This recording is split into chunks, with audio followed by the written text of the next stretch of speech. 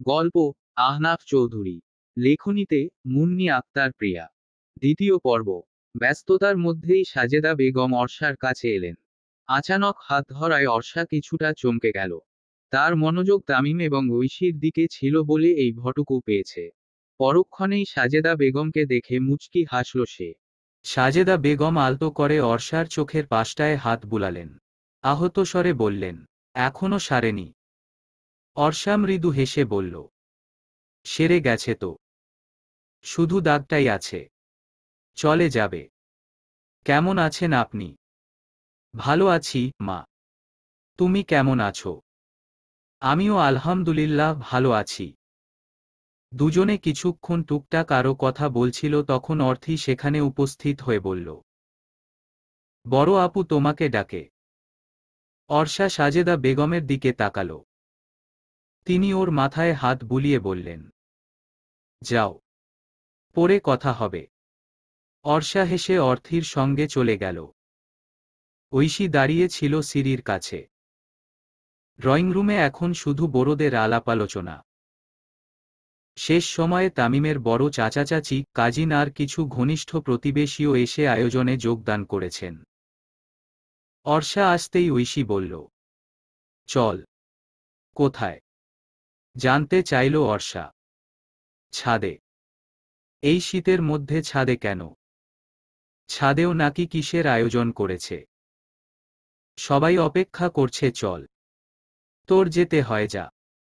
আমি এই শীতের মধ্যে ছাদে যাব না। অর্ষা, তামিম কি ভাববে বলতো? তাছাড়া এখানে সবাই মুরুব্বিরা বসে আলোচনা করছে। এখানে তুই কি করবি? কথা না বাড়িয়ে চল এখন। অর্থী অর্ষার হাত ধরে টানতে টানতে বলল, হুম আপু, চলো তো। অগত্যা অর্ষাকে যেতে হলো। তিন বোন যখন একত্রে ছাদে পৌঁছালো তখন মুগ্ধতায় তিনজনেরই চোখ ভরে গেল।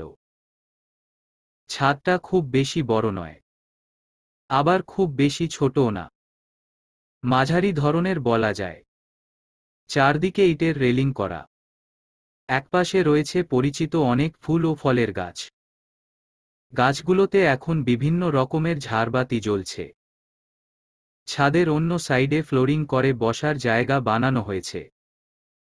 গায়ে দেওয়ার জন্য অনেকগুলো কম্বলও ভাঁজ করে একপাশে রাখা আছে। কয়েকটা কম্বল আবার অনেকে খুলে পায়ের ওপর দিয়ে রেখেছে। বসার জায়গাটুকুতেও রয়েছে লাইটিং, ফুল ও বেলুন। বাতাসে বেলুনের জোড়াগুলো এদিক ওদিক উড়ছিল। অর্থী তো আনন্দে লাফিয়ে উঠে বলল, এত্ত সুন্দর। তামিম ওদের দেখে এগিয়ে এলো। হাতটা ঐশীর দিকে বাড়িয়ে দিয়ে মৃদুস্বরে বলল, ওয়েলকাম মাই কুইন। লজ্জায় হোক বা শীতে।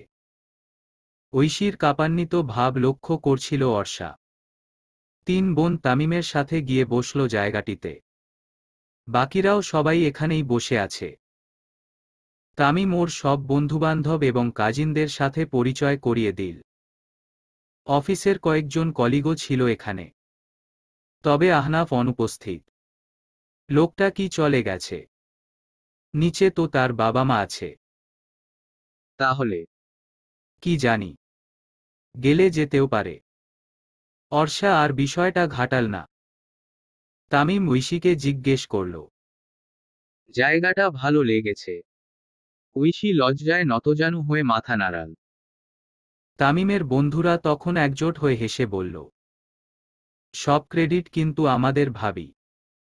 জায়গাটা আমরা সাজিয়েছি। তামিম বলল, আচ্ছা, তোরা সাজিয়েছিস বলে এখন সব ক্রেডিট তোদের হয়ে গেল। প্ল্যানিং কার ছিল শুনি? বন্ধুদের মধ্যে তখন একজন বলল, বউয়ের সামনে এত ভাব নিও না বাবু। প্ল্যান তোমার একারও ছিল না। আহনাফেরও ভূমিকা আছে এখানে। তো আমি কখন এটা অস্বীকার করলাম? আমি কি তোদের মতো নিমকহারাম নাকি? খবরদার। আমাদের পচাবি না। ভাবির সামনে কিন্তু সব ফাঁস করে দেব। কি ফাঁস করবি? কর। তামিম ভয় পায় না কাউকে। আমাদের সামনে তো বাঘ সাজবি। বিড়াল তো হবি বউয়ের সামনে। তামিম রেগে তাকাতেই ওরা হেসে বলল, আচ্ছা, আমরা ঝগড়াঝাটি পরে করব। চল এখন আড্ডা শুরু করা যাক। প্রথমে গান দিয়েই শুরু করি। এরপর ট্রুথ অ্যান্ড ডেয়ার গেম খেলে শেষ করব। কি বলিস তোরা? একজন বলল কথাগুলো। বাকিরা তার সাথে সহমত পোষণ করলেও এর মধ্যে অনেকেই আগে থেকে বলে দিতে লাগল যে, আমি কিন্তু গান টান পারি না, আমি গাইব না বলে দিচ্ছি। তামিম বলল, আই থিংক আমার চেয়ে বাজে গান এখানে তোরা কেউ গাস না। আমি যদি আমার হবু বউয়ের সামনে এই ভয়েস নিয়ে গান গাইতে পারি তাহলে তোরা পারবি না কেন? এক কলি হলেও গাইতে হবে। তাছাড়া এখানে কেউই আমরা প্রফেশনাল নই। সো এত ভেবেচিন্তে গাইতে হবে না। আমরা জাস্ট সবাই একসাথে সময়টাকে উপভোগ করব, এই যা। তামিমের লম্বা বক্তব্যের পর কেউ আর দ্বিরুক্তি করল না। তামিমও একপাশে ভালোমতো বসে বলল, প্রথমে কে গাইবি? অর্থী হাত তুলে বলল, আমি। সবাই মুচকি হাসতে হাসতে হাততালি দিয়ে অর্থীকে উৎসাহ দিল। হাততালি থামার পর অর্থী চমৎকার একটা রবীন্দ্রসঙ্গীত গেয়ে শোনাল সবাইকে। অর্থীর কণ্ঠে এত সুন্দর রবীন্দ্রসঙ্গীত শুনে সবাই রীতিমতো বিস্মিত। একজন তো বিস্ময় লুকিয়ে রাখতে না পেরে বলেই ফেলল, তুমি কি গান শেখো অর্থী? অর্থী দুদিকে মাথা নাড়িয়ে বলল, না। তাহলে এত চমৎকার করে গাইলে কিভাবে? তাও আবার রবীন্দ্রসঙ্গীত? অর্থী অর্ষার দিকে তাকিয়ে বলল, আপুর সাথে গাইতে গাইতে শিখে গেছি। আপু তো আরো সুন্দর করে গান গায়। সবার নজর গিয়ে পড়ল এবার অর্ষার দিকে। অর্ষা কিছুটা লজ্জা পেয়ে বলল, অযথাই। ও আগ বাড়িয়ে বলছে সব। ঐশী তখন বাদ সেজে বলল, মিথ্যে বলছিস কেন? অর্থী যা বলেছে সত্যিই তো বলেছে। এরপর সে সবার দিকে তাকিয়ে বলল, আসলেই অর্ষা অনেক ভালো গান করে। ওর গানের গলা অনেক সুন্দর। গানের জন্য অনেক পুরস্কারও পেয়েছে।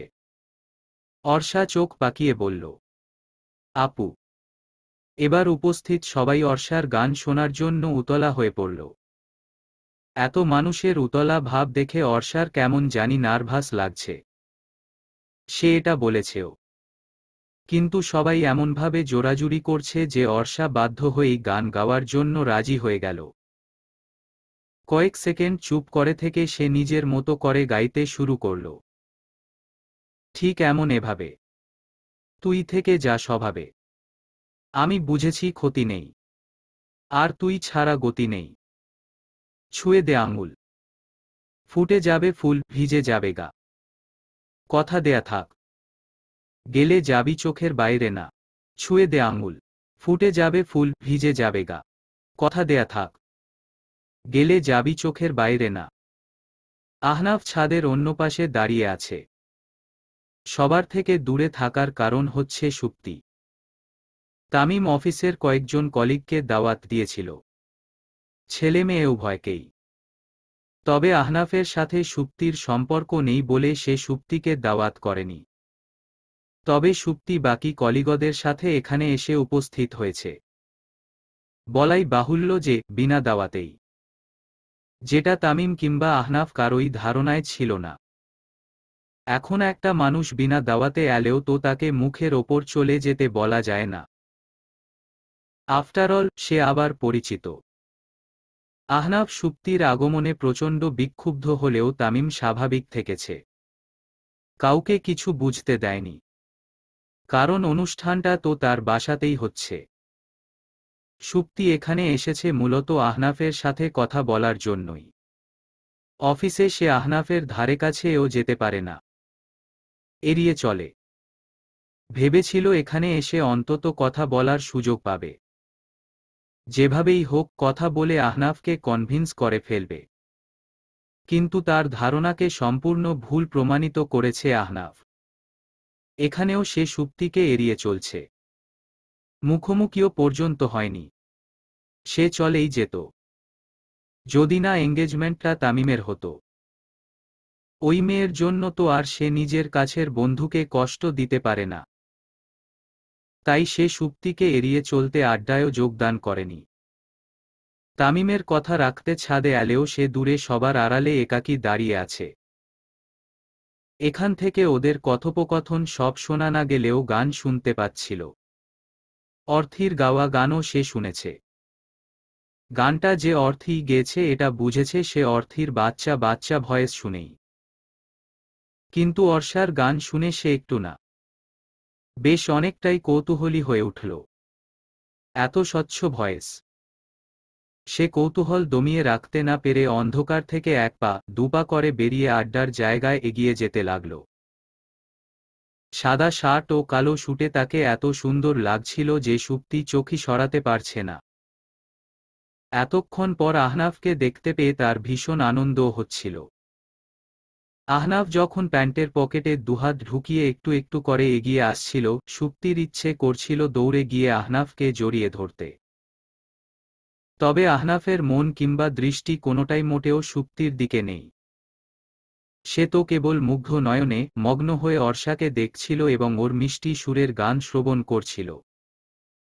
অর্ষার দৃষ্টি নত তার মুঠো করে রাখা হাতের দিকে। সে নিজের মনেই গাইছিল তখনও, তোরই মতো কোনো একটা কেউ কথা দিয়ে যায়, ছায়া হয়ে যায়। তোরই মতো কোনো একটা ঢেউ ভাসিয়ে আমায় দূরে নিয়ে যায়। ছুঁয়ে দে আঙুল, ফুটে যাবে ফুল, ভিজে যাবে গা। কথা দেয়া থাক, গেলে যাবি চোখের বাইরে না। ছুঁয়ে দে আঙুল, ফুটে যাবে ফুল, ভিজে যাবে গা। কথা দেয়া থাক, গেলে যাবি চোখের বাইরে না। অর্ষার গান শেষ হলে হাত তালিতে ভরে গেল চারপাশটা। অর্থি উৎফুল্ল হয়ে বলল, দেখেছেন সবাই, আমি সত্যি বলেছিলাম না। সবাই অর্থির সাথে সহমত হল। আহনাফ যেভাবে এসেছিল আবার সেভাবেই চলে গেল। বাকিরা ডাকলেও সে আসেনি। তামিম বিষয়টা এড়িয়ে যেতে বলল, এবার কার গানের পালা, শুরু কর। এরপর গান গাইল তামিমের এক বন্ধু। সেই সুযোগে সুপ্তি উঠে গেল আহনাফের কাছে। পেছনে থেকে ডাকল, আহনাফ। সুপ্তির কণ্ঠ শুনেই মেজাজ বিগড়ে গেল আহনাফের। পিছু ফিরে দাঁতমুখ খিচে বলল, সমস্যা কি তোমার? বলেছিলাম না আমার সাথে যোগাযোগ করার চেষ্টা করবে না। আমাকে কি একটাবার ক্ষমা করা যায় না? না, যায় না। প্লিজ। এটা তামিমের বাসা না হলে আর অনুষ্ঠান না থাকলে ঠিক কিভাবে যে তুমি অপমানিত হতে ভাবতেও পারছো না। সো প্লিজ, কোনো সিন ক্রিয়েট করতে বাধ্য করো না আমায়। আর নিজেও করো না। আমায় অপমান করে যদি তুমি শান্তি পাও, তাহলে করো, আমার কোনো আপত্তি নেই। তবুও শেষবারের মতো আমায় ক্ষমা করে দাও। একটা সুযোগ দাও। সুযোগ তো দিয়েছিলাম তোমায়।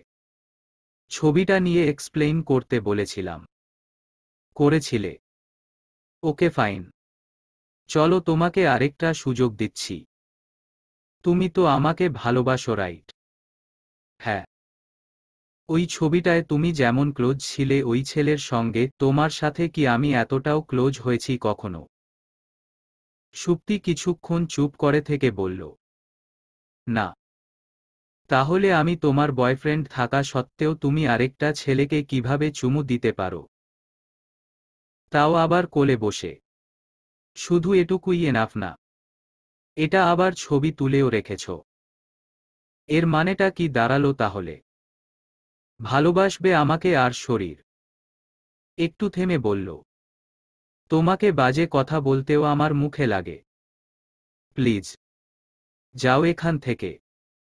ঘৃণা লাগে আমার তোমাকে দেখলে এখন। সুপ্তির চোখ ছলছল করছে। আহনাফ বিরক্ত হয়ে বলল, এক সময় এই চোখে পানি দেখলে আমার কষ্ট হতো, আর এখন হয় করুণা। না, তেমার প্রতি নয়, আমার নিজের প্রতি আমার করুণা হয়। কারণ আমি তোমার মতো একটা মেয়েকে ভালোবেসেছিলাম। সুপ্তিকে এবার আর যেতে বলল না।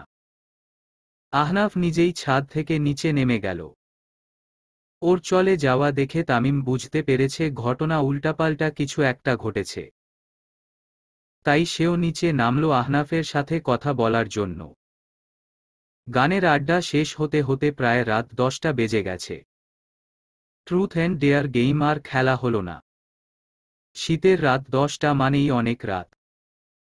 সবাইকে বাড়ি ফিরতে হবে। অর্থি ঐশীর কোলে মাথা রেখে ঘুমিয়ে গেছে অনেকক্ষণ। তামিম ঘুমন্ত অর্থিকে কোলে নিয়ে নিচে নামল। একে একে সবাই বিদায় নেওয়ার পর অর্ষার পরিবার এবার বিদায় নেওয়ার জন্য উঠে দাঁড়াল। তামিমের বাবা মা আজ রাতটা অনেকবার থেকে যেতে বললেও ওসমান আলম রাজি হলেন না। এর মধ্যে অর্থির ঘুম ভেঙে গেছে। তার পায়ে জুতা নেই। ছাদে রেখে এসেছে। তাই অর্ষা গেল ছাদে জুতা আনতে। ঐশী অর্থিকে ওয়াশরুমে নিয়ে গেল। অর্ষা ছাদে গিয়ে জুতা নিতে গিয়ে দেখল আহনাফ ছাদে একা দাঁড়িয়ে আছে। সে না দাঁড়িয়ে সরাসরি চলে গেল যেখানে এতক্ষণ সবাই বসেছিল। আহনাফ ওকে দেখে বলল, কিছু খুঁজছেন? অর্থির জুতা নিতে এসেছি। ওহ, চলে যাচ্ছেন আপনারা? হ্যাঁ। আপনি এখানে একা দাঁড়িয়ে আছেন কেন? এমনি। আপনি কিন্তু দারুণ গান করেন। অর্ষা মৃদু হেসে বলল, থ্যাংক ইউ। কিন্তু আপনি আড্ডায় আসেননি কেন?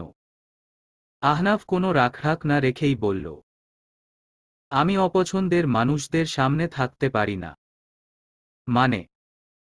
আহনাফ ছাদ থেকে নেমে যাওয়ার পর সুপ্তিকে চোখ মুছতে মুছতে আসতে দেখেছিল অর্ষা। সেখান থেকেই আন্দাজ করেছিল হয়তো আহনাফের সাথেই কিছু হয়েছে বা মনোমালিন্য। তবে এই ব্যাপারে সে আহনাফকে সরাসরি কিছু জিজ্ঞেস করল না। আহনাফ এবারও কিছু না লুকিয়ে বলল, আমার এক্স গার্লফ্রেন্ড ছিল। সুপ্তি আপুর কথা বলছেন? আহনাফ অর্ষার দিকে একবার তাকাল। এরপর ফের দৃষ্টি সরিয়ে নিয়ে বলল, থু, চিনেন না? তামিম ভাইয়া তখন পরিচয় করিয়ে দিয়েছিল সবার সাথে। নামটা তখনই জেনেছি। আর আপনি যখন ছাদ থেকে নেমে গিয়েছিলেন তখন সুপ্তি আপু কাঁদতে কাঁদতে আসছিল। কিছু হয়েছিল কি? নাথিং। ব্রেকআপ হয়েছে, বেশি দিন হয়নি আর কি। যেদিন ভাঙচুর করলেন সেদিন। থু, ব্রেকআপ হয়ে গেছে? তাহলে এখন সে কি চাচ্ছে? সুযোগ। সুযোগ চাইলে দিচ্ছেন না কেন? যদিও জানিনা সে কি ভুল করেছে। ভুল তো করেনি। তবে she cheated with me. Orsha চুপ হয়ে গেল। প্রতারণা শব্দটাকে সে ভয় পায় আজকাল। কেন পায় কে জানে।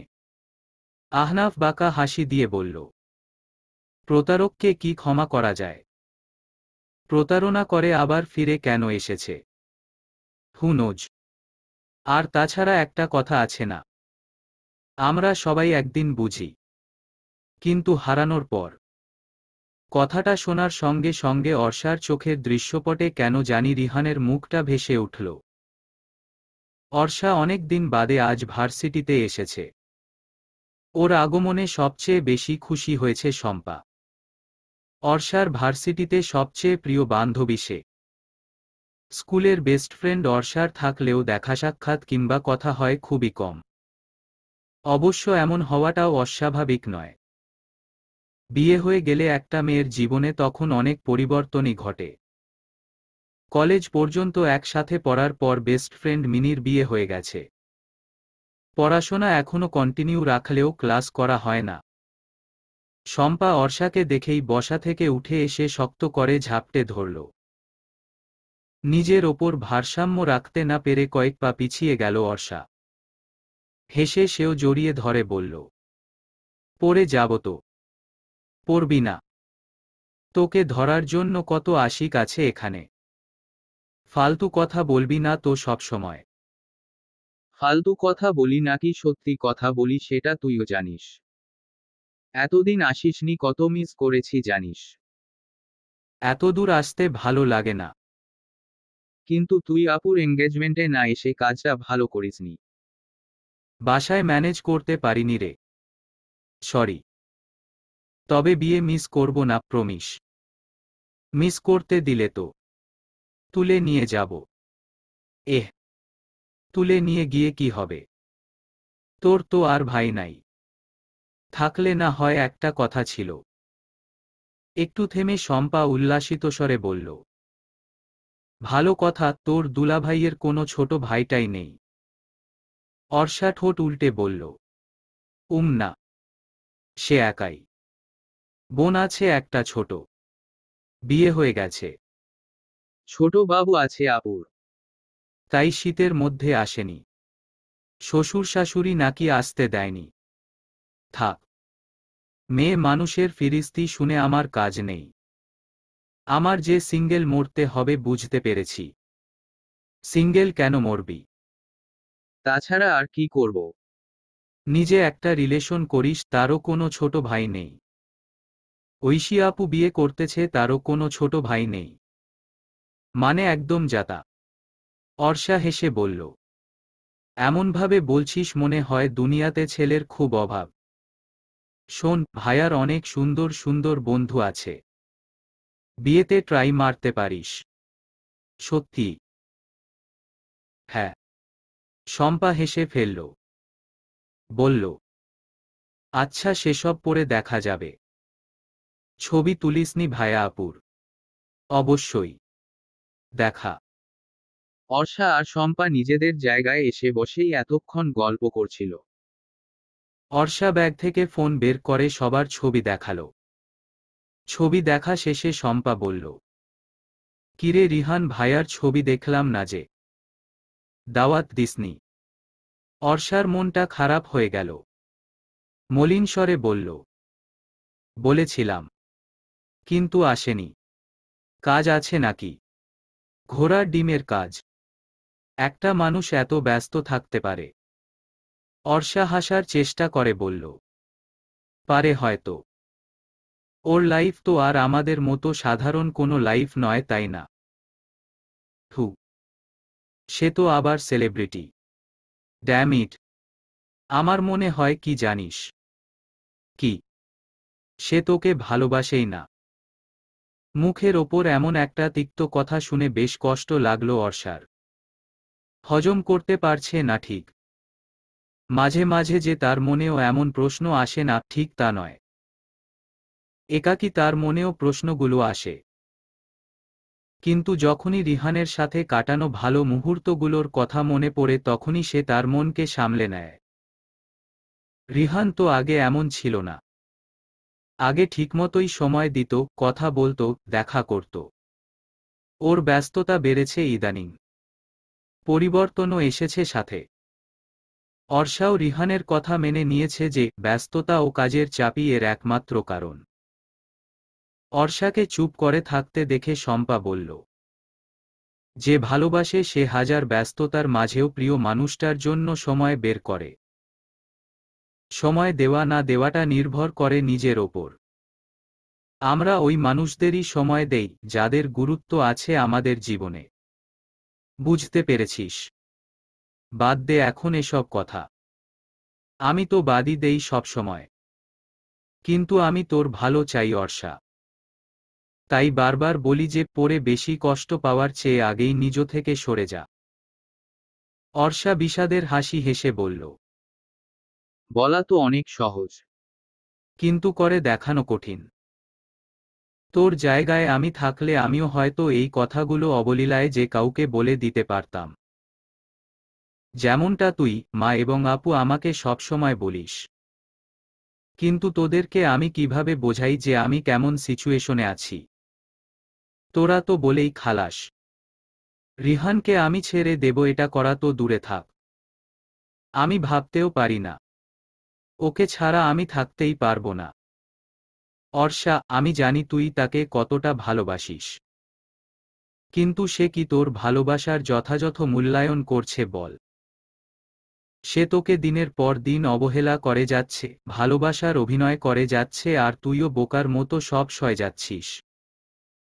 এভাবে আর কতদিন চলবে আমায় বলতো? অর্ষা চুপ করে আছে। শম্পা বলল। আচ্ছা, তুই তাকে বিয়ের কথা বলেছিস? ফু। কি বলেছে ভাইয়া? এখন বিয়ে করতে পারবে না, আগে ক্যারিয়ার। শম্পা বিদ্রূপ করে হাসল। বলল, হাহ, এতেও যদি তুই না বুঝিস। আচ্ছা যাই হোক, বাদ দে। দেখ এভাবে যেই কয়দিন যায়। দুজনে 4টা ক্লাস করে বেরিয়ে গেল ক্লাস থেকে। অনেক দিন পর দুজনের দেখা হয়েছে বিধায় আজ দুজনে একসাথে কিছুক্ষণ ঘুরবে। ওরা প্রথমেই দুপুরে খাওয়ার জন্য একটা নামিদামি রেস্টুরেন্টে গেল। যেহেতু শম্পা ঐশীর এঙ্গেজমেন্টে আসতে পারেনি, তাই ওকে ট্রিট দেবে বলে ঠিক করেছে অর্ষা। দুই বান্ধবী খুশি মনে গল্প করতে করতে রেস্টুরেন্টে প্রবেশ করে। কিন্তু সেই হাসি হাওয়ায় মিলিয়ে যেতে খুব বেশি সময় লাগল না। এই তো ওদের থেকে হাত তিনেক দূরে ছবি তোলার জন্য খুব সুন্দর একটা জায়গা আছে রেস্টুরেন্টে। দোলনাসহ চারপাশের সম্পূর্ণ জায়গাটুকু প্লাস্টিকের অর্কিড ফুল দিয়ে সাজানো। ওইখানেই পাশাপাশি হাত ধরে ছবি তুলছে রিহান এবং অপরিচিত একটা মেয়ে। ওদের ছবি তুলে দিচ্ছিল অন্য একজন। অর্ষার বুক কষ্টে ফেটে যাচ্ছিল। মুখ থেকে কোনো শব্দ যেমন বের হচ্ছিল না, ঠিক তেমনি আবার তার পাও চলছিল না। তার কষ্ট হয়তো ঠিকমতো ভাষায়ও সে প্রকাশ করতে পারবে না। শম্পা শক্ত করে অর্ষার এক হাত চেপে ধরল। ওদিকে অর্ষার দুই চোখ তখনও শ্রুতে টইটুম্বুর। সে ঝাপসা দৃষ্টিতে তাকিয়ে ছিল রিহানের হাতের দিকে। কোনোভাবেই তার মানতে ইচ্ছে করছিল না যে এটাই তার রিহান, তার ভালোবাসার মানুষ। ওরা ঠিক কতক্ষণ এভাবে দাঁড়িয়ে ছিল খেয়াল নেই। তবে বেশ কিছুক্ষণ পর রিহানের সাথে অর্ষার চোখাচোখি হল। ততক্ষণে অর্ষার চোখ থেকে গাল বেয়ে অশ্রুধার নেমেছে। রিহানকে বেশ অপ্রস্তুত দেখাল। কয়েক সেকেন্ড চুপ করে দাঁড়িয়ে থেকে এগিয়ে এলো অর্ষার কাছে। বলল, তুমি এখানে? অর্ষা ক্রন্দনরত স্বরে বলল, আমাকে এখানে আশা করনি নিশ্চয়ই। রিহান চুপ করে আছে। অর্ষা বলল, এই তাহলে তোমার ব্যস্ততা। অথচ আমি। কথাটুকু সম্পূর্ণ বলতে পারল না অর্ষা। কান্নায় আটকে গেল। ঢোক গিলে ফুপিয়ে বলল, অথচ আমি তোমাকে বিশ্বাস করেছিলাম। তুমি আমাকে ভুল বুঝছো। আমি তোমার সাথে এটা নিয়ে পরে কথা বলবো। পরে কেন? যা বলার এখনই বলো। তা না হলে আর কখনো বলার দরকার নেই। তুমি কাঁদছো কেন? এখানে তো কাদার মতো কিছু হয়নি। প্লিজ কান্না থামাও। এখানে আমার পরিচিত মানুষজন আছে। রাইট। এখানে কাদার মতো কিছু হয়নি। সত্যি, সত্যিই কিছু হয়নি। থ্যাঙ্কস, আমাকে আমার জায়গাটা দেখিয়ে দেওয়ার জন্য, আমার বিশ্বাসের মূল্য এভাবে দেওয়ার জন্য। এরপর সে হাতের উল্টো পিঠে চোখ মুছে বলল, বিশ্বাস যে কতটা দামি এটা তুমি ততদিন বুঝবে না, যতদিন না কেউ তোমার বিশ্বাস ভাঙছে। এরপর সে কাঁদতে কাঁদতেই রেস্টুরেন্ট থেকে বের হয়ে আসে। বেরোনোর সময় গেইটে আহনাফের মুখোমুখি হয় অর্ষা। তবে দাঁড়ালো না। তৎক্ষণাৎ চলে এলো সেখান থেকে। রেস্টুরেন্টের পাশেই একটা পাবলিক পার্ক আছে। সকালে আর বিকেলে অনেক মানুষজন থাকলেও এই দুপুরবেলায় কোনো মানুষ নেই তেমন। একটা ফাঁকা জায়গায় গিয়ে অর্ষা হাঁটু গেড়ে ঘাসের ওপর বসে পড়ে চিৎকার করে কাঁদতে লাগল। ওর বুক ভাঙা কান্না দেখে শম্পা নিজেও নিজেকে সামলাতে পারল না আর।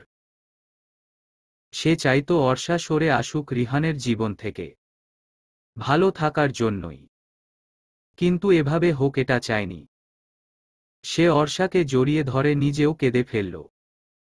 অর্ষার কান্নার গতি বেড়ে যায়। তার আহাজারি কি ওই মানুষ অবধি পৌঁছাবে কখনো? অর্ষা বাসায় ফিরেছে বিধ্বস্ত অবস্থায়। সাথে শম্পাও এসেছে। বাড়িতে আসার আগে অর্ষা বারবার করে বলে দিয়েছে বাসায় কিছু না বলতে। সে নিজেও চেষ্টা করল স্বাভাবিক থাকার। সবার সাথে হেসে কথা বলল। শম্পা অবাক হয়ে দেখছে অর্ষাকে। একটু আগেও তো মেয়েটা পাগলের মতো কাঁদছিল। আর এখন এখন কতটা হাসিখুশিভাবে কথা বলছে। বোঝার উপায় নেই মেয়েটা কি পরিমাণ পাহাড়সম কষ্ট বুকে চেপে রেখেছে। অবশ্য অর্ষা কারো দিকে সরাসরি চোখ তুলে তাকিয়ে কথা বলেনি। কণ্ঠ আর ঠোঁটের হাসিকে পরিবর্তন করা গেলেও চোখের ফোলা ভাব তো আর এক নিমিষেই পরিবর্তন করতে পারবে না। শম্পা গোপনে একটা দীর্ঘশ্বাস নিল। আমেনা বেগম জানেন যে শম্পার সাথে অর্ষার সম্পর্ক অনেক ভালো। এর আগেও অনেকবার বাড়িতে এসেছে।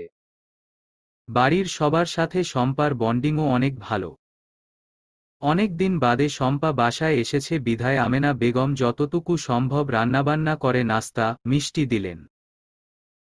সেই সাথে কপট রাগও দেখালেন এঙ্গেজমেন্টে না আসার জন্য।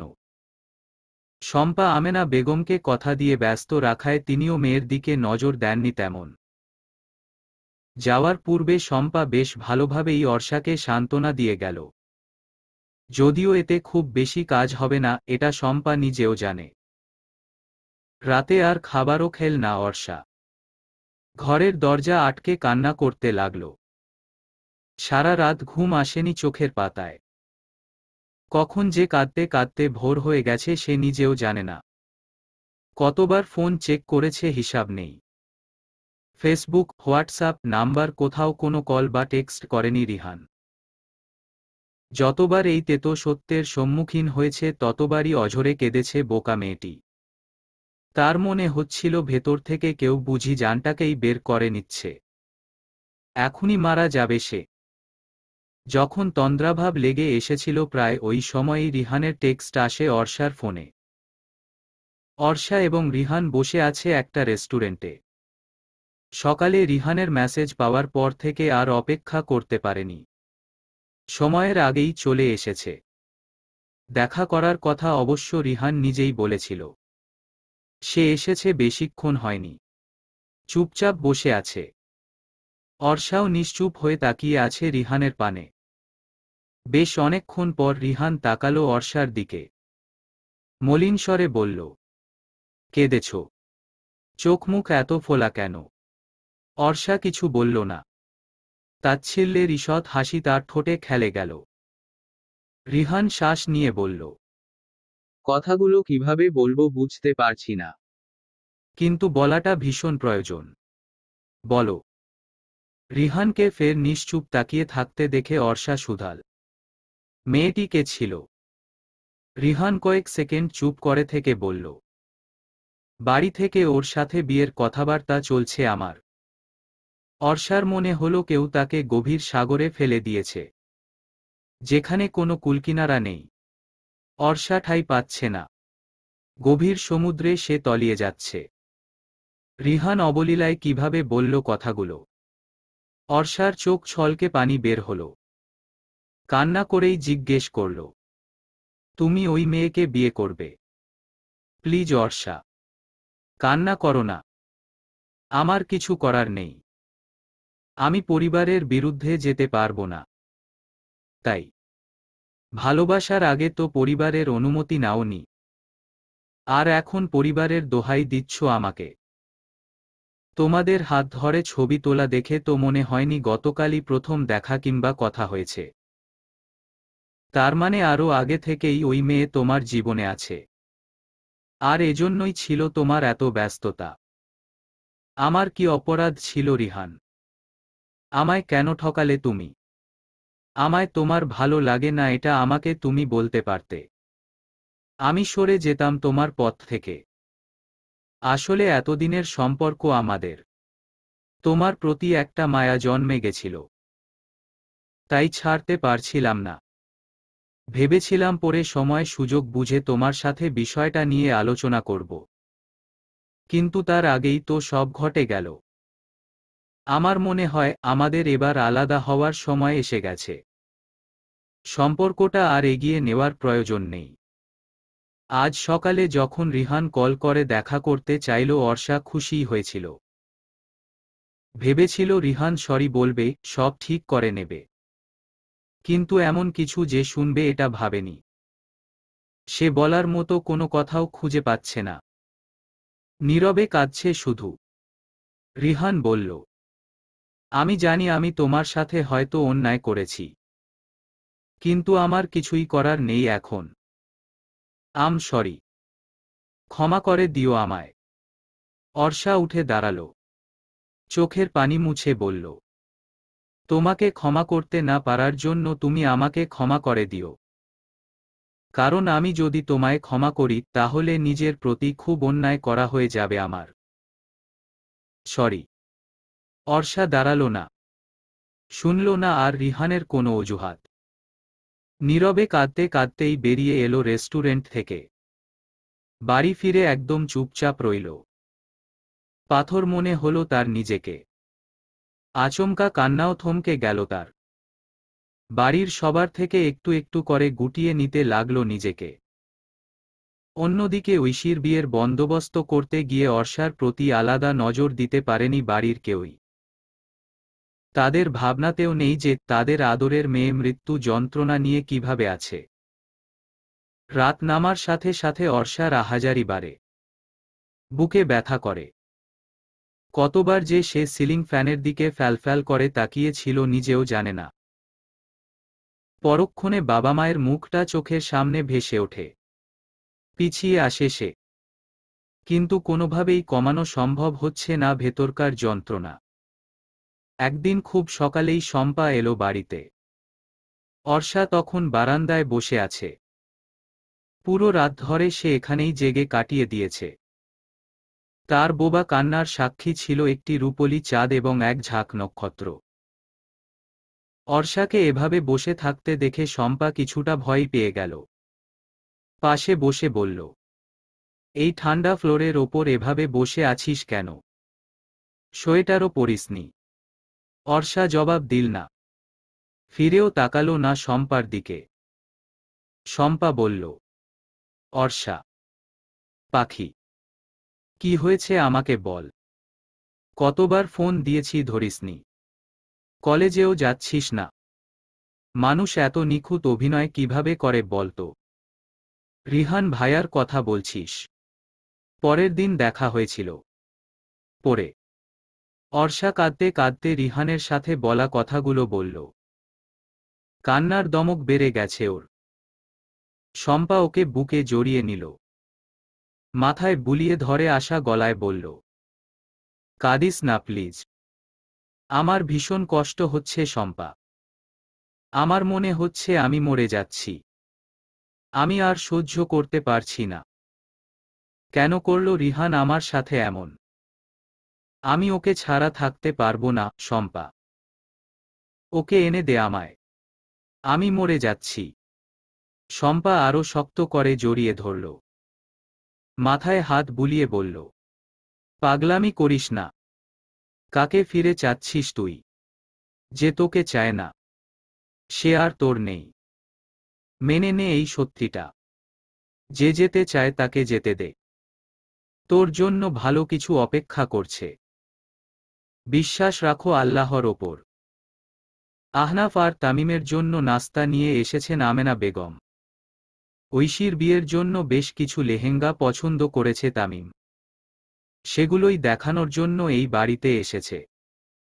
চাইলে ফোনেও দেখানো যেত, কিন্তু ঐশীর সাথে একটাবার দেখা করার অজুহাতে এই সুযোগ হাতছাড়া করতে চায়নি। লেহেঙ্গার ছবিগুলো দেখে আমেনা বেগম এবং ঐশী দুজনেরই ভীষণ পছন্দ হয়েছে। অর্থি বলল, আমাকে কিনে দিবে না ভাইয়া এমন লেহেঙ্গা? উত্তরে আহনাফ হেসে বলল, দেবে তো। কবে দেবে? তোমার বিয়েতে। কিন্তু আমি তো এখনো ছোট। বিয়ে হতে তো দেরি আছে। এতদিন অপেক্ষা করব? হ্যাঁ, করতে হবে। না, পারব না। তাহলে আপুর সাথে আমিও বিয়ে করব। তামিম হেসে বলল, কাকে বিয়ে করবে? অর্থি হাত দিয়ে আহনাফকে দেখিয়ে বলল, এই ভাইয়াটাকে করব। আমেনা বেগম চোখ রাঙিয়ে বললেন, অর্থি, সবসময় শুধু পাকা পাকা কথা। যাও ভেতরে যাও। আহনাফ অর্থিকে পাশে বসিয়ে বলল, বকবেন না আন্টি, ছোট মানুষ, বোঝে না। এরপর সে অর্থিকে বলল, আমিও তো ছোট, আমিও আগে বড় হই তারপর বিয়ে করব। তুমি ছোট কই, তুমি তো অনেক বড়। তামিম আহনাফ দুজনেই হাসতে লাগল, সেই সাথে দুষ্টুমি করতেও ছাড় দিল না। বিয়ের যেহেতু বেশি দেরি নেই তাই বিয়ের শপিং আস্তে ধীরে শুরু করবেন বলে জানালেন আমেনা বেগম। তামিম বলল, আন্টি তাহলে কাল আপনারা আমাদের সাথে চলেন, ঐশী সরাসরি দেখেই ড্রেস পছন্দ করুক। ঐশী একবার আমেনা বেগমের দিকে তাকাল, তিনিও তাকালেন মেয়ের দিকে, বললেন, ঠিক আছে, তোমরা যা ভালো বোঝো। কথাবার্তা বলে আহনাফ এবং তামিম উঠে দাঁড়ালো চলে যাওয়ার জন্য। ওসমান আলম অফিসে গেছে এটা ওরা জানে, বাকিরা সবাই বাসায়। কিন্তু এর মধ্যে একবারও অর্ষাকে দেখেনি বলে একটু খটকা লাগলো আহনাফের। বোনের বিয়ে নিয়ে কোনো আনন্দ উচ্ছ্বাস নেই কেন এই মেয়ের মধ্যে। পরের দিন সকালে ওসমান আলী অফিসে চলে গেলেন। বিয়েতে বেশ কয়েকদিন ছুটি নেওয়া হবে অফিস থেকে, তাই এখন আর বাড়তি ছুটি নেননি। তাছাড়া স্ত্রী আমেনা বেগমের ওপর যথেষ্ট ভরসা আছে তার, শপিংয়ের দিকটা সেই সামলে নিতে পারবে। অর্ষা অসুস্থতার দোহাই দিয়ে ওদের সাথে গেল না। অর্থি তখনও ঘুমে ছিল, তাই ওকে আর ডাকেনি। যাওয়ার আগে ঘুমন্ত অর্থিকে অর্ষার রুমে দিয়ে গেলেন আমেনা বেগম। অর্ষাকে ডেকে বললেন, ঘুম থেকে উঠলে অর্থিকে খেতে দিস, আর তুইও খেয়ে নিস। অর্ষা শুয়ে থেকেই বলল, আচ্ছা। বের হওয়ার সময় আহনাফ না পারলেও তামিম জিজ্ঞেস করল, অর্ষা যাবে না? ঐশী বলল, না, ওর শরীরটা ভালো না, জ্বর জ্বর ভাব। বলেন কি, ওষুধ খেয়েছে? না, আজ সকাল থেকেই মা ওষুধ টেবিলের ওপর রেখে দিয়েছে, ঘুম থেকে উঠে খাবে। তামিম আর কথা বাড়াল না। সবাই চলে যাওয়ার পর অর্ষা শোয়া থেকে উঠল। অন্ধকার রুমে আলো জ্বালিয়ে আয়নার সামনে দাঁড়ালো সে। বিধ্বস্ত শুকনো চোখ মুখ দেখে নিজেই আঁতকে উঠল সে। এই কয়দিন আয়নাও দেখেনি, নিজেকে একলা আটকে রেখেছে, দূরে রেখেছে সবার থেকে। মনের শান্তি কোথাও মেলেনি। নিজেকে ঘৃণা করবে নাকি ওই মানুষটাকে ঘৃণা করবে সে বুঝতে পারে না। আয়নায় তাকিয়ে সে হঠাৎই শব্দ করে হেসে উঠল। হাসতে হাসতেই চিৎকার করে কেঁদে উঠল সে। উস্কো খুস্কো চুলগুলো দুই হাতের মুঠোয় চেপে ধরে অঝরে কাঁদতে লাগল সে। অর্থির ঘুম ভেঙে গেছে অর্ষার কান্না শুনে। শোয়া থেকে উঠে বসলেও ঘুমের রেশ এখনো কাটেনি তার। সে বুঝতে পারছে না কি হচ্ছে, কেন কাঁদছে তার আপু। অর্ষা তখন রাগে, জিদ্দে, ঘৃণায় উন্মাদ। নিজের চুল দেখে রিহানের করা প্রশংসার কথা মনে পড়ে যাচ্ছে। রিহান সবচেয়ে বেশি পছন্দ করত অর্ষার চুল। কতবার সে চুমুও খেয়েছে চুলে। খুবই সাবধানী ছিল চুলের ব্যাপারে। একটুখানি চুল কাটলেও রাগ করে থাকত। কথা বলতো না। নিজের পছন্দের চুলের প্রতিও রাগ হতে লাগলো অর্ষার। উঠে এই ড্রয়ার সেই ড্রয়ার খুঁজে সিজার বের করলো। আয়নার সামনে দাঁড়িয়ে চুল কাটতে যাবে ওই সময়ে অর্থি চিৎকার করে কেঁদে উঠল, আপু। অর্ষা থমকাল। অর্থি দৌড়ে খাট থেকে নেমে এলো। অর্ষাকে জড়িয়ে ধরে বলল, আপু আপু, তোমার কি হয়েছে আপু? চুল কাটছো কেন? অর্থিকে জড়িয়ে ধরে আরো শব্দ করে কাঁদতে লাগলো অর্ষা। অর্থি জানে না তার বোনের কি হয়েছে, কিন্তু সে নিজেও কাঁদছে এখন। অর্ষা হেঁচকি তুলতে তুলতে বলল, ঐশী আপুর রুমে যাও। তোমার কি হয়েছে আপু? অর্ষা ছেড়ে দিল অর্থিকে। অর্ষা আবার বলল, যাও। না আপু, আমি যাব না। আমি বলছি যাও। না। যেতে বলেছি আমি অর্থি। যা এখান থেকে। ধমক খেয়ে অর্থি তবুও যাচ্ছিল না। দাঁড়িয়ে দাঁড়িয়ে কাঁদছে সে। অর্ষা আর অপেক্ষা করল না। তার লম্বা চুলগুলো কেটে ঘাড় অবধি করতে লাগল।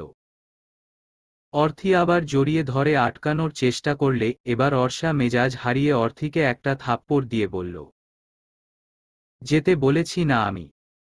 যা, আমার চোখের সামনে থেকে যা বলছি। অর্থি ভয়ে কান্না করতে করতে রুম থেকে দৌড়ে বেরিয়ে গেল। অর্ষা চুল কেটে হাউমাউ করে কাঁদছে। এত অসহায় লাগছে তার নিজেকে। এবার সে আরো ভয়ঙ্কর কিছু করার জন্য উদ্বুদ্ধ হল। অর্ষার চেহারার মধ্যে গাল দুটো অনেক বেশি পছন্দ করত রিহান। অর্ষা এবার ব্লেড হাতে নিয়েছে। অর্ধেক পথ আসার পর খেয়াল করল যে তামিমের ফোন ঐশীদের বাড়িতেই রেখে এসেছে। ওই ফোনেই সব লেহেঙ্গার ডেমো ছবি আছে। তাই আহনাফ বলল, তুই আন্টি আর ভাবিকে নিয়ে শপিং মলে যা। আঙ্কেল আন্টিও তো অপেক্ষা করছে।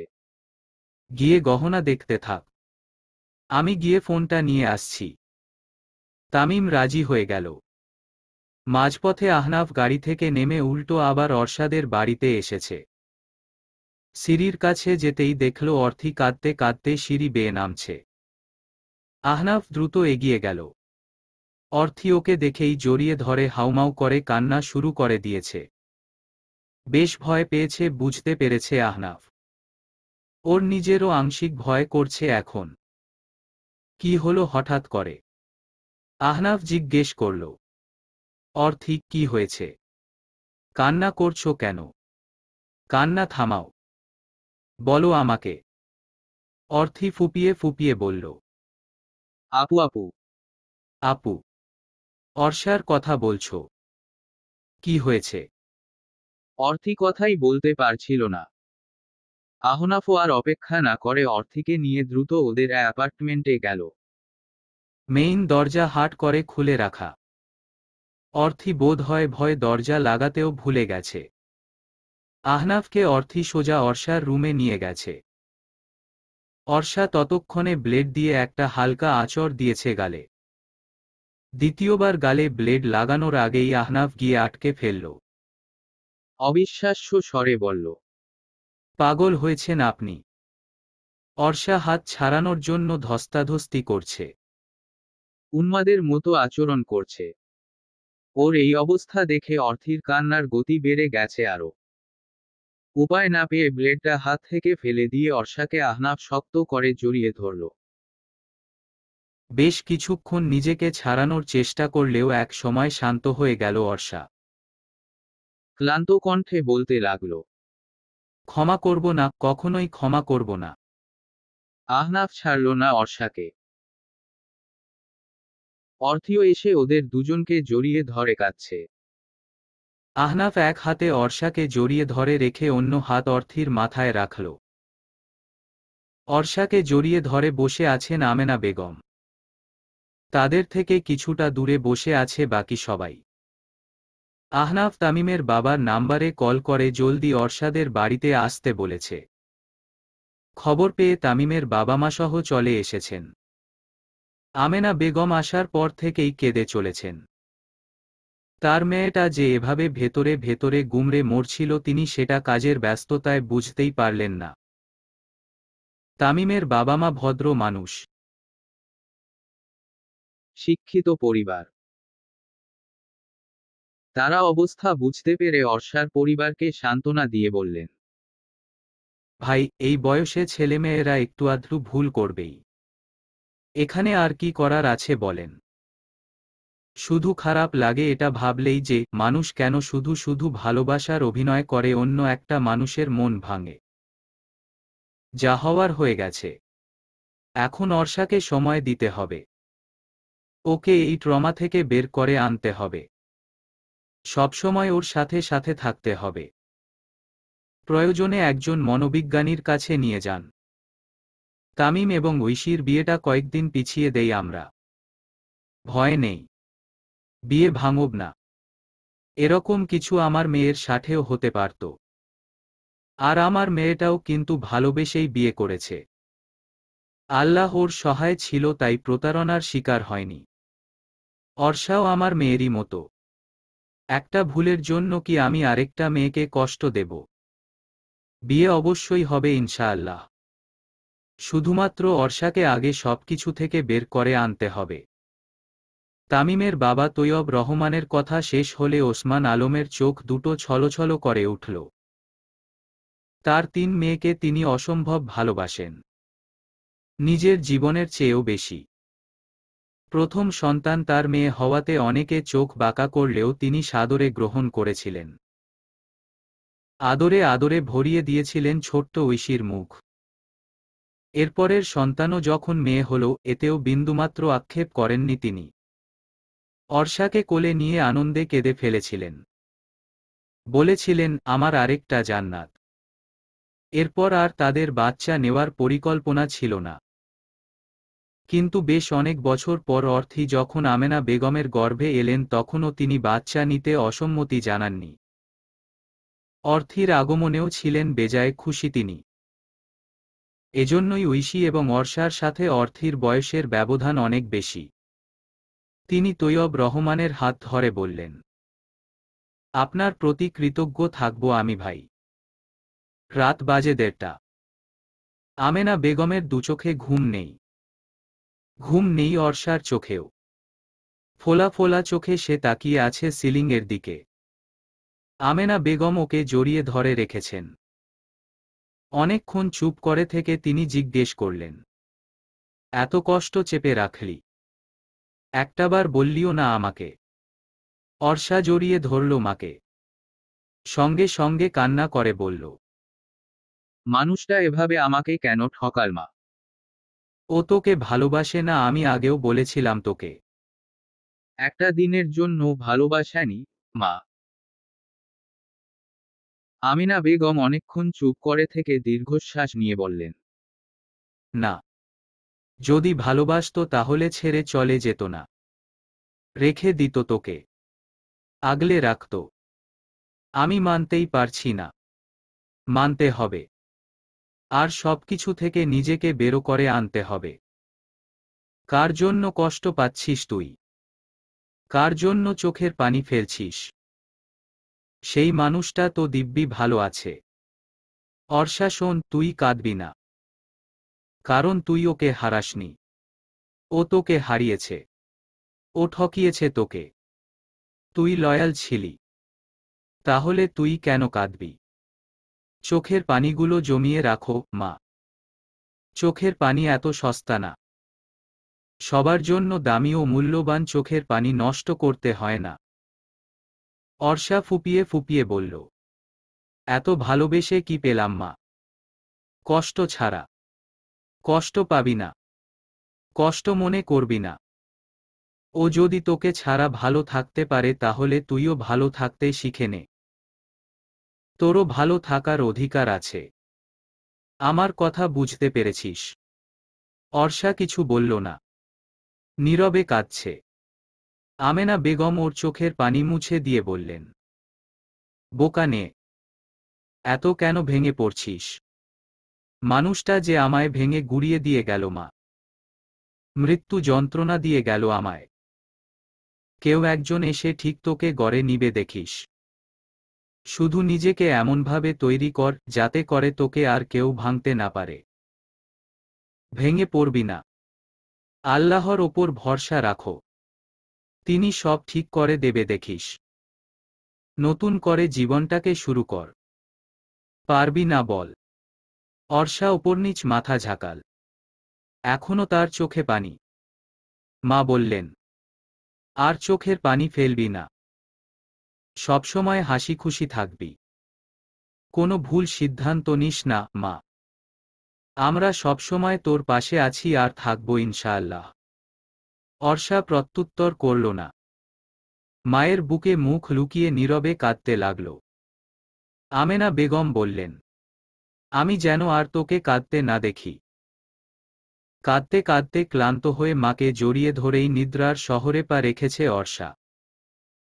কিন্তু তখনও ঘুমাননি আমেনা বেগম। তার মেয়ের বুকের ভেতর অশান্তির প্রভাব তার মনেও পড়েছে। ঘুমন্ত অর্ষার মুখের দিকে তাকিয়ে তার বুকটা চিনচিন করে উঠল। মেয়েটার ভেতরকার হাহাকার যেন কান্না হয়ে গালে চিটচিটে ভাবে প্রকাশ পেয়েছে। তার আদরের মেয়েটাকে কেউ এভাবে আঘাত করতে পারল? বুক কাঁপল না একবারও। তিনি আলতো করে ঘুমন্ত অর্ষার গালে হাত রাখলেন। দীর্ঘশ্বাস নিয়ে বললেন, খোদা, আমার মেয়েটার সকল দুঃখ তুমি মুছে দিও। শীতের প্রকোপ পেরিয়ে সকালে আজ সোনালি মিঠে রোদ্দুর উঠেছে। অর্ষার ঘুম ভাঙে রোদ্দুরের আলিঙ্গনে। আমেনা বেগম রোদ উঠেছে দেখে সকালে জানালার পর্দা সরিয়ে দিয়েছেন। থাই গ্লাস ভেদ করে মিঠে রোদ্দুরের আবেশে অর্ষা উঠে বসল। কিছুক্ষণ ঝিম মেরে বসে থাকার পর তার রিহানের কথা মনে পড়ে যায়। সাথে সাথে বুকের ভেতর তার ব্যথা শুরু হয়। মনের ওপর অশান্তির প্রভাব অনুভব হয়। ঠোঁট ভেঙে কান্না চলে আসে। সেই সাথে মায়ের বলা গতকাল রাতের কথাগুলোও মনে পড়ে যায়। হুহু করে কাঁদতে কাঁদতে সে দুচোখের পানি মুছতে থাকে আর অনবরত বলতে থাকে, আমি কাঁদব না, কাঁদব না, কাঁদব না, আমি আর কাঁদব না। চোখ সেই বারণ শোনে না। কান্না থামানোর আপ্রাণ চেষ্টা করে অর্ষা। বড় বড় শ্বাস নেয়।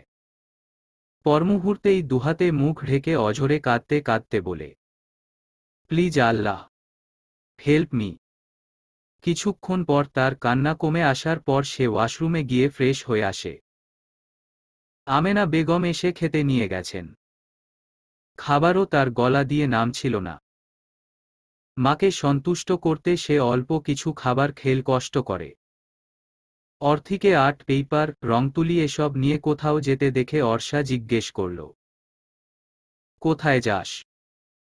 অর্থি উত্তর দিল, ছাদে যাই আপু। দেখো আজ কত সুন্দর রোদ উঠেছে। তোমার কি খাওয়া শেষ? তাহলে তুমিও আমার সাথে আসো। অর্ষা মায়ের দিকে তাকাতেই মা বললেন, যা, আমিও হাতের কাজ সেরে তারপর আসছি। খাবার নিয়ে যা। ছাদে বসে খাবি আর অর্থির ছবি আঁকা দেখবি। অর্ষা খাবার নিয়ে এলেও খেলনা। প্লেটটা রেলিংয়ের ওপর রেখে একপাশে চেয়ারে চুপ করে বসে রইল। অর্থি অন্য পাশে ছবি আঁকতে বসেছে। সে তার বয়সের তুলনায় খুব সুন্দর ছবি আঁকে। তবে একটা সমস্যা আছে। কারো সামনে অর্থাৎ কেউ তাকিয়ে থাকলে সে আঁকতে পারে না। অদ্ভুত হলেও এটাই সত্যি। অর্ষা কিতক্ষণ নিশ্চুপ থেকে বলল, অর্থি, একটা পেপার দে তো। আর একটা রং পেন্সিল। অর্থি কোনো প্রশ্ন না করে একটা পেপার আর রং পেন্সিল দিয়ে আবার নিজের জায়গায় চলে গেল। অর্ষা কিছুক্ষণ কাগজে আঁকিবুকি করল। এরপর কাগজটাকে প্লেন বানিয়ে উড়িয়ে দিল। যদিও উড়ে বেশি দূর যায়নি, বরং নিচে পড়ে গেছে। কোথায় গিয়ে পড়েছে দেখার আগ্রহবোধ করল না সে। অনেকক্ষণ পর একবার সে অর্থির দিকে তাকাল। অর্থির মনোযোগ সাদা কাগজটার দিকে। সে চুপ করে বসে থাকলেও তার মাথায় নানান ধরনের চিন্তাভাবনা ঘুরছিল। কথায় আছে, অলস মস্তিষ্ক শয়তানের কারখানা। বর্তমানে অর্ষার সাথেও এমনটাই হচ্ছে।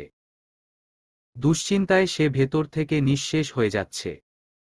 আমাকে যে দিল মৃত্যু যন্ত্রণা, তাকে পড়িও খোদা তুমি সুখের মালা। লাইনটুকু শুনেই অর্ষা চমকে পেছনে তাকাল। তার আঁকিবুকি করা সেই প্লেনটা এখন আহনাফের হাতে। আহনাফের বলা লাইনটাও তারই লেখা। নিশ্চয়ই নিচে তার সামনেই পড়েছিল। আহনাফ দুকদম এগিয়ে আসল। অন্য একটা চেয়ার নিয়ে বসল অর্ষার মুখোমুখি। বলল, এতটা ভালো হওয়া উচিত নয়। মানে? প্রশ্ন করল অর্ষা। এই আপনি যেরকম উদার মনের, যে আপনাকে মৃত্যু যন্ত্রণা দিয়ে গেছে, আপনি খোদার কাছে তার জন্য সুখ প্রার্থনা করছেন। হ্যাঁ, করছি। কেন করছেন? আমি তার মতো নই তাই। সে আমাকে ভালোবাসেনি, কিন্তু আমি তো বাসি। এখনো। অর্ষা চুপ করে আছে। আহনাফ বলল, একটা কথা কি জানেন? প্রতারকদের ভালোবাসা দিতে নেই। যেই মানুষ আপনাকে ভেঙেচুরে যাবে সে শুধু আপনার ঘৃণাটুকুই ডিজার্ভ করে, ভালোবাসা নয়। আমায় নিয়ে আপনি কেন এত ভাবছেন? আহনাফ কয়েক সেকেন্ড মৌন থেকে বলল, কারণ আমিও আপনার মতোই একজন ভাঙা মনের মানুষ। তাই আপনার কষ্ট হয়তো আমি একটু হলেও অনুভব করতে পারছি। অর্ষা চুপ করে রইল। আহনাফ বলল, এভাবে নিজেকে শেষ করার তো কোনো মানে হয় না। কলেজে যাওয়া শুরু করুন, ক্লাস করুন, ফ্রেন্ডদের সঙ্গে হ্যাংআউট করুন, আর এর মাঝে শুধু 5বার আল্লাহর সঙ্গে সাক্ষাৎ করুন। নিজের মনের কথা, দুঃখ কষ্ট সব তাকে বলুন। দেখবেন নিজেকে হালকা লাগছে। অর্ষা তীক্ষ্ণ দৃষ্টিতে তাকিয়ে আছে। আহনাফ মৃদু হেসে বলল, অন্য কিছু ভাববেন না। আমি আপনার শুভাকাঙ্ক্ষীর মতোই। আপনার ভালো চাই। যে কোনো সময় বিপদে আমি আপনার পাশে থাকতে চাই, একজন বন্ধু হিসেবে। অর্ষা আকাশের দিকে তাকিয়ে বলল, আমার মতো এমন ভাঙা অর্ষা অনেক আছে পৃথিবীতে। কিন্তু আফসোস, সেই অর্ষাদের সামলানোর জন্য আপনার মতো কোনো আহনাফ নেই। রবীন্দ্রনাথ ঠাকুর একটা সুন্দর কথা বলেছেন জানেন? আহনাফের প্রশ্ন শুনে দৃষ্টি ফেরাল অর্ষা। ওকে ভাবলেশহীনভাবে তাকিয়ে থাকতে দেখে আহনাফ বলল, আমিও আসলে কথাটা শুনেছি, যদিও অনেক আগের, তবে লাইনটা আমার বেশ পছন্দের। রবীন্দ্রনাথ ঠাকুর বলেছেন, জোর করে কাউকে ধরে রাখার প্রয়োজন নেই। যে থাকার সে থাকবেই, আর যে চলে যাওয়ার সে চলে যাবেই। শুনেছেন? আমি তো কাউকে জোর করে ধরে রাখিনি। আটকায়নি। মনের দিক থেকে তো ঠিকই আটকে রেখেছেন। সারাদিন রাত তাকে নিয়েই ভাবেন। তাহলে আপনি তাকে চলে যেতে দিলেন কোথায়? সে আপনার জীবন থেকে যেরকম চলে গেছে, তাকে এবার মন থেকেও বিদায় দিয়ে দিন। এত সোজা? জানি কঠিন, তবে অসম্ভব তো নয়। বেঈমান প্রতারকদের মনের ভেতর রাখলে এক সময় মনে অসুখ হয়ে যাবে। তখন তিলে তিলে মরতে হবে। বেঁচে আর রইলাম কই? মানুষটা তো আমাকে জীবন্ত লাশ বানিয়ে দিয়ে গেছে। আহনাফ দীর্ঘশ্বাস নিয়ে বলল, আপনার সিচুয়েশন আমি বুঝতে পারছি। একটা জিনিস কি আপনি বুঝতে পারছেন না, যে আপনি মরীচিকাকে আঁকড়ে ধরে আছেন? আমি কাউকেই আঁকড়ে ধরে নেই। আমি শুধু এখান থেকে বের হতে পারছি না, এতটুকুই। আহনাফ নিষ্পলকভাবে তাকিয়ে আছে। অর্ষা কেঁদে ফেলল হঠাৎ। অন্যদিকে তাকিয়ে বলল, আমি মানতেই পারছি না জানেন। আমাকে এত বাজেভাবে ঠকানো হবে আমি ভাবতেও পারিনি। ও যদি আমাকে বলতো যে আমাকে আর ভালো লাগে না, আমাকে ভালোবাসে না, আমার সাথে থাকতে চায় না, তাহলে বিশ্বাস করুন কষ্ট হলেও আমি ওর পথ থেকে সরে আসতাম। ওকে কোনো দোষারোপ করতাম না। অ্যাটলিস্ট যেখানে ভালোবাসাই নেই সেখানে তো আমি জোর করে থাকতাম না। কিন্তু এখন এত কিছুর পরও কি আপনার তার প্রতি ঘৃণা কাজ করছে না? অর্ষা নিশ্চুপে কাঁদছে। আহনাফ বলল, ভালোবাসাকে এবার জেদে পরিণত করুন প্লিজ। এভাবে নিজেকে ভাঙতে দেবেন না। একজন প্রতারক, স্বার্থপরের জন্য আপনি নিজেকে তো কষ্ট দিচ্ছেনই, এমনকি কষ্ট দিচ্ছেন নিজের পরিবারকেও। জানেন আপনার মা আপনাকে নিয়ে কত দুশ্চিন্তা করে, কান্নাকাটি করে। আপনার মা আপনাকে ভালোবাসে, আর ওই মানুষটা আপনাকে ঠকিয়েছে। কাকে ভালোবাসা উচিত আর কাকে কষ্ট দেওয়া উচিত বুঝতে পারছেন না এখনো। অর্ষা ফুঁপিয়ে বলে উঠল, আমি পারছি না। কি করব? চেষ্টা করতে হবে। চেষ্টা করলেই পারবেন। শুধুমাত্র ভুলে যান যে ওই মানুষটাকে আপনি ভালোবাসতেন। সে ভালোবাসা ডিজার্ভ করে না। আর এইভাবে একা একা থাকা যাবে না। মানুষের সাথে মিশতে হবে, কথা বলতে হবে। অর্ষা কিছু বলল না। অর্থি তখন দৌড়ে পেপারটা নিয়ে এলো। অর্ষার হাতে দিয়ে বলল, দেখো তো আপু কেমন হয়েছে। এখন শুধু রং করাটা বাকি। অর্ষা চোখের পানি মুছে ছবিটা দেখল। অর্থী অর্ষার ছবি এঁকেছে। এতক্ষণ যেমন অন্যমনস্ক হয়ে বসে ছিল অর্ষা, ঠিক সেই ছবিটাই এঁকেছে। শুধু অর্ষা নয়, পাশে আহনাফও রয়েছে। সে কেমন যেন গভীর দৃষ্টিতে তাকিয়ে আছে। অর্থী হেসে বলল, আমি আপুর ছবি আঁকছিলাম। পরে আপনি এলেন। মনে হলো আপনাকেও এঁকে ফেলি। কেমন হয়েছে? কথাগুলো আহনাফের উদ্দেশ্যে বলল। আহনাফ বিস্মিত হয়ে বলল, চমৎকার। তুমি যে এত সুন্দর ছবি আঁকো আমি তো সেটা জানতাম না। অর্থী তার চুলগুলো ঠেলে পেছনের দিকে দিয়ে বলল, এখন তো জানলেন। আহনাফের সাথে অর্ষাও মৃদু হাসল। আহনাফ বলল, ছবিটা কি আমি নিতে পারি? অর্থী বলল, ওকে, কিন্তু এখন না, ফিনিশিং হলে। ঠিক আছে। অর্থী আবার ছবিটা নিয়ে নিজের জায়গায় চলে গেল। আহনাফ অর্ষাকে বলল, যান, রেডি হয়ে নিন। কেন? পার্লারে যাবেন? আপনি কি আমার সাথে মজা করছেন? আপনার মনে হয় আমি পার্লারে যাওয়ার মতো অবস্থায় আছি? তাও যেতে হবে। যেই কাজ করেছেন। মানে? এত সুন্দর চুলগুলো আপনি কাটলেন কিভাবে? একবারও কি হাত কাঁপল না? এখন বেসাইজ চুলগুলো তো সাইজ করতে হবে। ঐশী আপু আর তামিম পার্লারেই আসবে। আমাকে পাঠিয়েছে আপনাকে নেওয়ার জন্য। আপনারা সবাই কি কাজটা ছেড়ে দিয়ে আমায় নিয়ে পড়ে আছেন?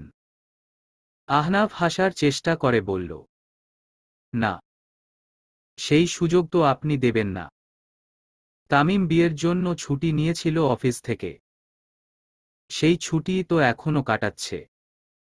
আর ঐশী আপু তো জব ছেড়ে দিয়েছে শুনেছি। আর আপনি? আপনার তো বিয়ে না।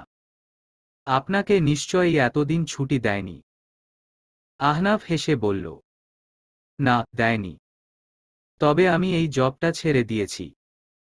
অন্য জায়গায় অ্যাপ্লাই করা আছে। ইন্টারভিউয়ের জন্য ডাকেনি এখনো। ডাকলে যাব। আর আমার ইচ্ছে ছিল তামিমের বিয়েটা হয়ে গেলেই একদম জবে জয়েন করব। চাকরি কেন ছেড়েছেন? আমি যাদের ঘৃণা করি তাদের মুখোমুখি হতে চাই না, আর তাই। মানে? মানে তেমন কিছুই না। সুপ্তিকে দেখতে ইচ্ছে করে না। বারবার নানান বাহানায় আমার কাছে আসাটাও আমার পছন্দ হচ্ছে না, তাই। ওহ, থু। আমরা ছেলেরা আবার এত ইমোশনাল নই। নিজেদের আবেগকে কন্ট্রোলে রাখতে পারি। আপনারা ছেলেরা কি ভালোবাসতেও জানেন না? বিষাদিত স্বরে জিজ্ঞেস করল অর্ষা। আহনাফ দীর্ঘশ্বাস নিয়ে বলল, জানি। আমরা সব ছেলেরা তো এক নই। সবাই প্রতারক নই। অর্ষা প্রত্যুত্তর করল না। প্রসঙ্গ বদলে বলল, আপনাকে একটা অনুরোধ করব। কি? আপু আর তামিম ভাইয়ার বিয়েটা যেই ডেইটে হওয়ার কথা ছিল ওই ডেইটেই যেন হয়। এটা আপনি বাড়ির সবাইকে বোঝাবেন। এটা কি করে সম্ভব? আপনার এই অবস্থায় আমার জন্য শুধু শুধু বিয়ে পেছানোর দরকার নেই। কত মানুষকে জানানো হয়ে গেছে। আমি নিজেকে সামলে নেব। পারবেন? অর্ষা দীর্ঘশ্বাস নিয়ে বলল, ইনশাআল্লাহ পারব। পারতেই হবে। আর না পারলে আপনি আছেন না, সাহায্য করার জন্য ফ্রেন্ড। আহনাফ কাঁধ উঁচিয়ে বলল, গ্রেট। আমি সবসময় আপনার পাশে আছি। পার্লারে গিয়ে চুল কাটার পর কাঁধেরও একটু ওপরে উঠে গেল সাইজ করতে গিয়ে। আয়নায় নিজেকে দেখে অর্ষার ভীষণ কান্না পেল। ঝোঁকের বশে কি করে ফেলেছে সে। তাও একটা প্রতারকের জন্য। নিজের চুলের জন্য তার মাও হতে লাগল। আহনাফ সেটা খেয়াল করে বলল, আবার নিজের যত্ন নিবেন। চুলের যত্ন নিবেন। দেখবেন নিজের সাথে সাথে চুলও আগের মতো ঝলমলে হয়ে গেছে। অর্ষা স্মিত হাসল। ঐশী বলল, ছোট চুলেও তোকে সুন্দর লাগছে। সান্ত্বনা দিচ্ছিস? না, সত্যিটাই বললাম। পাশ থেকে তখন তামিম বলল, আমিও কিন্তু ঐশীর সাথে সহমত। বউয়ের সাপোর্ট তো নেবেনি, শালিকার সাপোর্টেও আছি। চিন্তা করো না। চলো সবাই মিলে কোথাও থেকে ঘুরে আসি। অর্থিও এসেছিল আহনাফ এবং অর্ষার সাথে। ঘুরতে যাওয়ার কথা শুনে লাফিয়ে উঠে বলল, চলো চলো। সবাই মিলে গেল সুন্দর একটা রেস্টুরেন্টে। গাছগাছালি দিয়ে ডেকোরেট করা, বেশ সাজানো গোছানো। ছবি তোলার জন্য অনেক সুন্দর সুন্দর জায়গা আছে। মানুষজনের সংখ্যা এখন নিতান্তই কম। অর্থি একা একা ঘুরছিল বলে ওর সাথে অর্ষাও গেল। তামিম তখন আহনাফকে বলল, তুই বসে আছিস কেন? ওদের সাথে যা। টাইম চাষ বললেই তো হয়। পিঞ্চ মেরে বলে আহনাফ উঠে গেল। কিছু দূর এগিয়ে যাওয়ার পর দেখল অর্থি অর্ষার ফোন দিয়ে একা একা সেলফি তুলছে। কাছে গিয়ে আহনাফ জিজ্ঞেস করল, তোমার আপু কোথায়? আপুকে তো ওইদিকে যেতে দেখলাম। হাতের ইশারায় দেখালো অর্থি। আচ্ছা, তুমি ছবি তোলো, আমি আসছি। অর্ষাকে খুঁজতে খুঁজতে আহনাফ পেয়েও গেল। একটা পুলের কাছে দাঁড়িয়ে ছিল সে। কাছে যাওয়ার পর বুঝতে পারল অর্ষা কাঁদছে। আহনাফের খারাপ লাগা, রাগজেদ সব কাজ করছিল একসাথে। মানুষ ভালোবাসতে না পারলে এমন বাজেভাবে ঠকায় কেন? একটা মানুষকে এভাবে নিঃশেষ করে দিয়ে কি এরা আদৌ ভালো থাকে? আহনাফ দীর্ঘশ্বাস নিয়ে পেছনে থেকে ডাকল, অর্ষা। অর্ষা দ্রুত চোখের পানি মুছে ঘুরে দাঁড়াল। আহনাফ তাকিয়ে আছে ওর ভেজা নেত্রদয়ে। সে প্যান্টের দুপকেট থেকে হাত বের করে অর্ষার মাথায় এক হাত রাখল।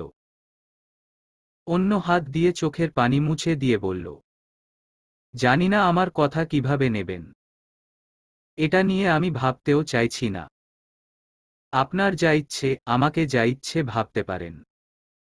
আমি শুধু বলতে চাই, আপনাকে ভালো রাখার দায়িত্ব দেবেন আমাকে। চলবে? গল্প আহনাফ চৌধুরী। লেখনীতে মুন্নি আক্তার প্রিয়া। দ্বিতীয়